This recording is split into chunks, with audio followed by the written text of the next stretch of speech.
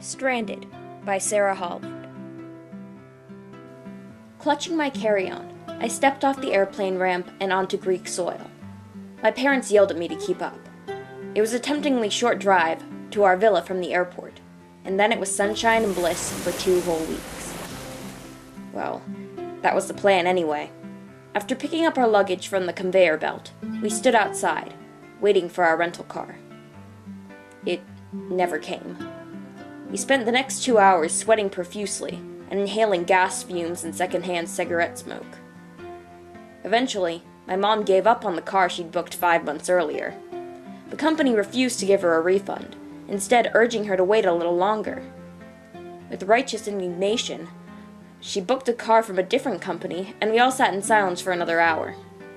You could cut through the tension with a knife. Look, it's here! I followed my brother's pointing finger and groaned. Oh, no! If it weren't for the company logo on the door, I never would have recognized it as our rental car. It was clunky, like a bread van, and belching enough fumes to disintegrate the ozone layer all by itself. My dad rubbed his temples. "All right, kids, get in the car. Let's get this vacation up and running." We cheered warily and climbed in.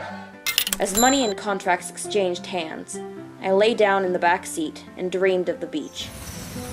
I didn't care that there was no air conditioning or seatbelts. We finally had a vehicle. Sputtering, we rattled and lurched away from the airport. I leaned against the car window, exhausted. With a smile on my lips, I allowed the van's choppy rhythm to rock me into a deep sleep. "Sarah, get up! Get up!" "What?" I responded groggily.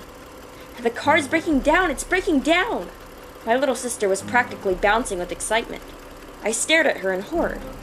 "Wait, are you serious?" I looked out the window.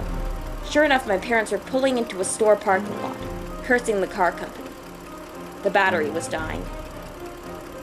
Just as we pulled into a parking space, the van grunted and sank into its wheels. It would move no further. My dad swore a blue streak, furious and terrified. What if he hadn't pulled over fast enough and had stopped in the middle of the highway? What if someone had crashed into us? But there was no time for what-ifs. Determined as ever, my parents entered the store to get directions and call the car company. They came out with grim faces. The store belonged to an immigrant Chinese family, and neither could understand the other. We were stuck. There weren't any other stores for miles. As our parents and the store owners struggled to communicate, my siblings and I idled in the parking lot. Suddenly, from around the corner of the shop, a chubby hand appeared. Then a grubby leg. Then at last a round face, with 2 sparkling brown eyes. It was the daughter of the Chinese couple. She'd come out to investigate and meet the visitors, regardless of the language gap. It was obvious from her intrigued expression and the bareness of the landscape that she didn't get out often. "Hi," I exclaimed, and her face lit up like a lantern. Eagerly, she responded with a string of Chinese. I shrugged.